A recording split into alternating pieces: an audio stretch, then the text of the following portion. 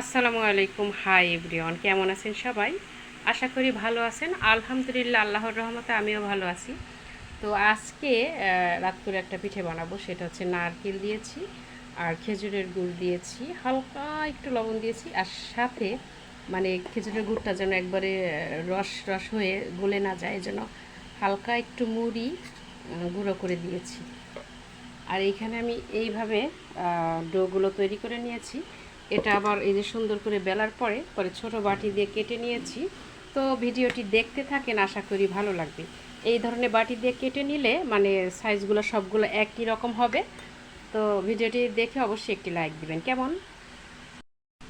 তো ছোট ছোট ইয়ের মানে রুটির মাঝে এইভাবে করেছি, যদিও এইগুলা ডিজাইনটা আমার এত ভালো হয় না। তো আমার যে বোন, ও অনেক সুন্দর করে ডিজাইন করতে পারে, আমি জাস্ট দিয়ে একটু চেপে চেপে দিয়েছি। তো এইখানে আবার একটু ছাঁচ কাটা যায়, কিন্তু আমারটা অত ভালো হয় না।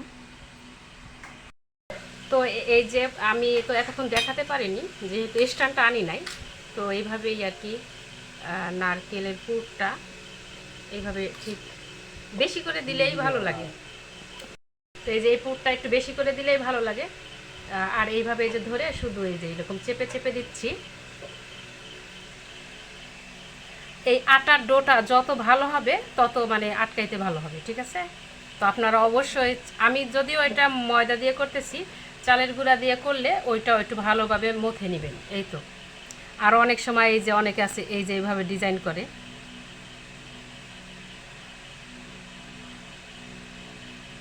তো এইভাবে সবগুলো পিঠে বানিয়ে নিব। আর কার কার এই পিঠাটা পছন্দ অবশ্যই কমেন্ট করে জানাবেন। আমার হাজব্যান্ড এবং আমার ছেলের, আমার পরিবারের সকলের এই পিঠাটা খুব পছন্দ। এটা আমাদের খুলনায় খুব বিখ্যাত পিঠা। যারা খুলনার তারা হয়তো জেনে থাকবেন, খুলনা বরিশালের মানুষ এই পিঠাটা বেশি তৈরি করে। আর আমাদের এই ময়মনসিংহ ভালুকাতে মানুষ ছোট ছোট করে তৈরি করে সেইটা। তিলের পুর, নারকেল এই সবগুলো একসাথে একটা পুর বানায়, এরকম বানিয়ে ছোট্ট ছোট্ট করে কুলি পিঠা বানিয়ে ওইটা আবার দুধ দিয়ে রান্না করে, মানে দুধ পুলি বলে। তো এতক্ষণ আমি যদিও রুটিগুলো বেলছিলাম, মাঝখানে আমার ছেলেও দুইটা বেলে দিছে। এখন আপনার ভাইয়াকে বসিয়ে দিয়েছে, আর বড় করো না, এখন কেটে নাও। তো আমি আপনার ভাইয়াকে বললাম, আপনাদের ভাইয়াকে বললাম যে এইভাবেই করে কেটে দাও, তাহলে একটু তাড়াতাড়ি হয়ে যাবে। হ্যাঁ, চাপ দাও। হ্যাঁ, আমি কিন্তু ভালো করেছি। হ্যাঁ, রুটিটা ভালো হয়েছিল। ওইভাবে কেন চাপ দিয়ে এরকম মুসরানি দাও, মুসরানি দাও, এরকম মুসরানি দাও। হুম, হয়েছে। এখন উঠায় ফেলো। তো দেখেন, মহিলা মানুষের কাজ পুরুষ মানুষ করতে গেলে আসলে একটু অন্যরকম হয়। তো এতে এইভাবে সবগুলো নেক্সট তৈরি করে নিব। নেক্সট দাও। এই যে নেক্সট। তো এইখানে তেলটা গরম করে পরে পিঠাগুলো দিয়ে দিয়েছি, 6টা পিঠা দিয়েছি। যদি আরও দেওয়া যাইতো, কিন্তু একটু নাড়াচাড়া দিতে সমস্যা হবে। আর এখানে বাবরচি লাগিয়ে দিয়েছি। ভাইয়াকে বলছি যে ভেজে ফেলো, তাহলে তাড়াতাড়ি হয়ে যাবে। বাবরচি আরও আছে, দেখাচ্ছি, দাঁড়ান। আর এই যে এখানে মা এখন রুটিগুলো বানিয়ে দিচ্ছে। যদিও বৃষ্টি ছিল অনেক কেদা, মাকে বললাম যে আসেন, পিঠার কথা শুনলে কখনোই আসতো না।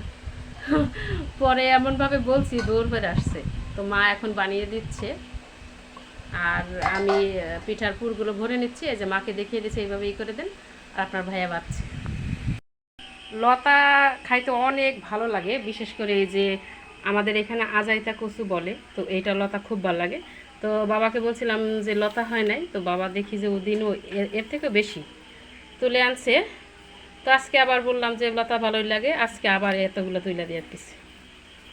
এই লতাগুলো মাছের দুইটা একটা পিস দিয়ে ভাঙ্গিয়া হালকা একটু কাঁঠালি বিচি দিয়ে রান্না করলে সেই মজা হয়। তো আপনারা অনেকেই বলছেন বাবা বাবা করেন কে? এই যে বাবা আসলে আমার শ্বশুর আব্বা।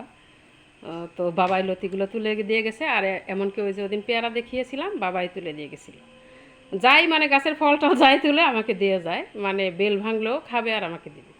তো বাবা যেন শরীর ভালো থাকে, সবাই দোয়া করবেন, কেমন? তো পিঠা লাল লাল করে বাদামি কালার করে ভেজে নিচ্ছি। এই যে পিঠা ভাজা প্রায় শেষের পর্যায়ে, এই যে এই কিছুটা রয়েছে। তো আজকে ভিডিওটি কেমন হলো অবশ্যই সবাই কমেন্ট করে জানাবেন। ভালো থাকবেন, সুস্থ থাকবেন। আর আসলে এরকম বৃষ্টি বৃষ্টির দিনে এরকম পিঠা মুচমুচে ভালোই লাগে। তো সবার সুস্বাস্থ্য কামনা করে আজ বিদায় নিচ্ছি। ধন্যবাদ। আসসালামু আলাইকুম।